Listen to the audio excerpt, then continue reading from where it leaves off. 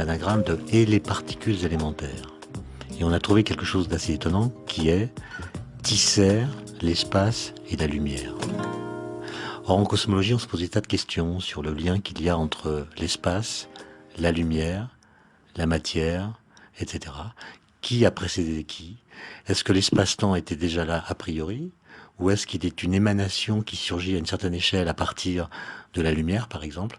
Ce qui est discuté par certaines théories physiques, certains modèles, disons. Et donc, j'ai trouvé que cet anagramme, évidemment, ne résout pas la question, mais pose, en termes assez poétiques, finalement, tissèrent l'espace et la lumière, une question qui est fondamentale dans la physique.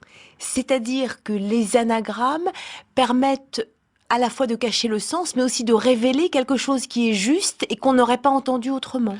C'est-à-dire ça, c'est-à-dire exactement ça, mais aussi on peut dire que les anagrammes réinterrogent ce que nous venons de dire, en montrant que dans ce que nous avons dit, il y a d'autres combinaisons qu'on peut extraire des mots qu'on a déjà prononcés, qui viennent éclairer ou interroger, ou masquer d'ailleurs, ou contredire ce qui vient d'être dit. Et donc c'est un jeu de lettres qui interroge la structure même du langage.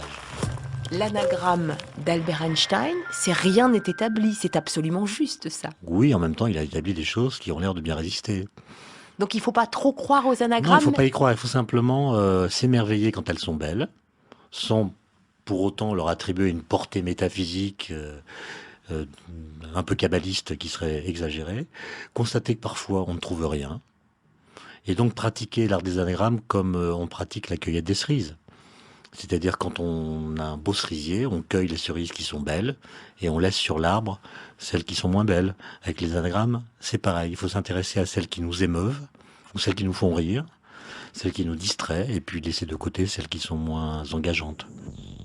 On cherche une particule qui s'appelle le boson de Higgs, grâce à un gros accélérateur qui s'appelle le LHC à Genève. Or, le boson de Higgs, son vrai nom, c'est le boson scalaire de Higgs, parce que cette particule est décrite par ce qu'on appelle un champ scalaire, peu importe ce que c'est. Mais l'anagramme de le boson scalaire de Higgs, Higgs ça s'écrit H-I-2-G-S, c'est le nom d'un physicien écossais, ça donne l'horloge des anges ici-bas.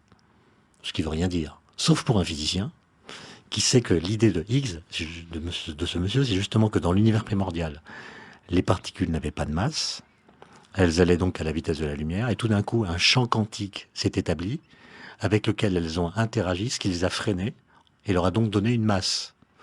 Et à partir de ce moment-là, on a pu leur attribuer un temps propre. Parce que c'est en relativité, on ne peut donner un temps propre qu'aux objets qui ont une masse non nulle. Donc l'horloge des anges, parce que le champ de Higgs est un champ très éthéré, presque angélique, l'horloge des anges ici-bas, ça renvoie explicitement au boson scalaire de Higgs. Donc ça peut être un sens physique extrêmement profond.